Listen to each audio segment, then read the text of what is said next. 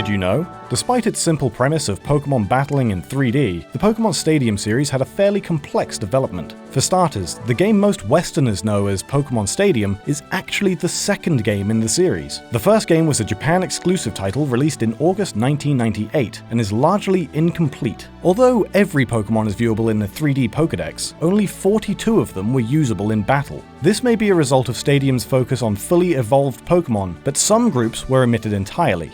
Oddly, Hitmonlee, Hitmonchan, Caterpie, and Weedle are also shown battling in Stadium's credit sequence, despite not being usable in the game itself. The reason for the title's unfinished state was possibly due to a change in direction during production. The game was originally designed for Nintendo 64's disk drive add-on, the 64DD. Nintendo once planned to take advantage of the 64DD's ability to rewrite data, allowing players to add expansion packs. They even outlined plans to alter the gameplay of the Game Boy Pokémon games using the 64DD. Using Stadium's transfer pack, code could be sent to and be rewritten on the 64DD using special expansions. Nintendo veteran Shigeru Miyamoto compared the feature with personal computers. He specifically noted how Macintosh computers are identical out of the box, but slowly become more personalized over time. These features were dropped when the game became a regular Nintendo 64 title, which was likely due to the delayed release of the 64DD. The game's unfinished state may also be linked to the competitive Pokémon scene, which the original Stadium was heavily influenced by.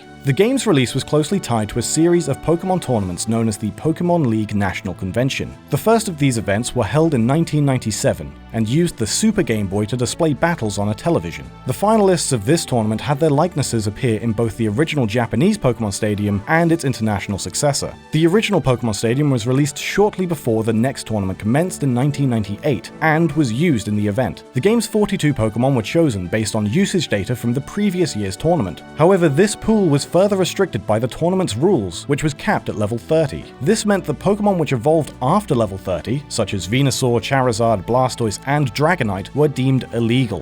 While it seems like a simple promotional tie-in, there may be other reasons why the original Stadium was used in the tournament. According to programmer Shigeki Morimoto, Link battles weren't originally going to be included in Pokémon Red and Green. Up until that point, the Link cable was used exclusively for trading, and the battle system was designed for single player only. Link battles were a last-minute inclusion on the behest of Nintendo, which led to several balancing issues. The original Pokémon Stadium was used in order to fix the balancing issues and counteract some of the game's more dominant strategies. For example, the move Blizzard previously had a 30% chance of freezing the target Pokémon, which often led to a KO. Blizzard's chance to freeze was lowered to 10% in the Stadium games and international releases of Pokémon Red and Blue. Additionally, these tournaments implemented rules that had become standard in many events. One example is the Sleep Clause, which allows only one Pokémon to be asleep at a time. These rules were also used in the Poké Cup in the Stadium series. The game that most Westerners know as Pokémon Stadium was intended to be an expansion to the original game, similar to the F-Zero X expansion kit. Evidence of this can be found in the game's code. Some code refers to features that aren't in the original game, but are present in the International Pokémon Stadium. It's likely that the expansion became a fully fledged sequel following more delays of the 64DD.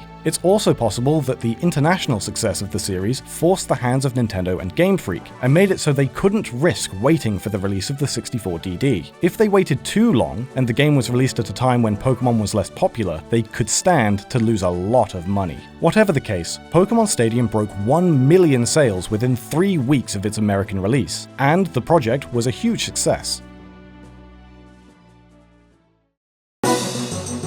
Beating the Master Ball division of the Round 2 Prime Cup will allow players to teach Pikachu the move Surf. The Pikachu must originate from a Generation 1 game, it must also be selected for the Final Cup battle, and the player can't save while unlocking the feature. Surfing Pikachus were originally much more rare and desirable, with only 20 being given away as prizes in the November 1997 issue of Koro Koro magazine. One of the benefits of having a surfing Pikachu was that users could play a surfing minigame in Pokémon Yellow. If a Pikachu with Surf is evolved into a Raichu, it will ride its own tail in Pokémon Stadium. This Easter egg likely inspired the design of the alolan Raichu. The Stadium series has a few other interesting secrets. If the player's original Pikachu from Yellow is transferred to Pokémon Stadium, it will say its own name like in the anime, rather than using a Pokémon cry.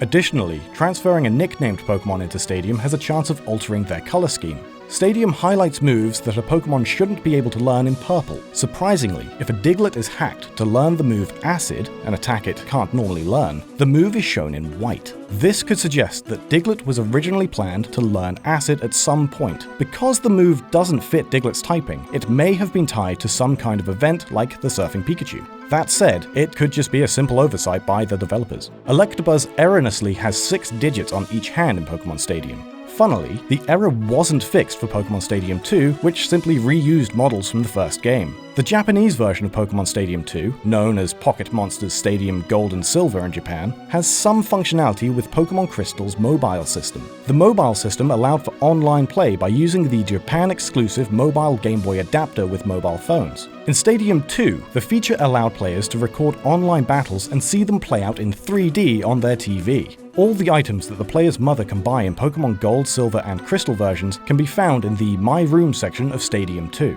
The player can also keep one of 4 consoles out in their room: an NES, a Super Nintendo, a Nintendo 64, or a Virtual Boy. Depending on which console is active, the TV will show a game from each console. This includes titles from Mario, Zelda, Kirby, F-Zero, Star Fox, and Wave Race. However, no games appear on the screen if the Virtual Boy is out. A teaser for Pokken Tournament renewed interest in Pokémon Stadium, sparking speculation that the series might make a return. When asked about the possibility of a new installment, series producer Junichi Masuda claimed that it was no longer impactful or surprising seeing Pokémon in 3D. Masuda said that Stadium would need to innovate to justify the creation of a new game.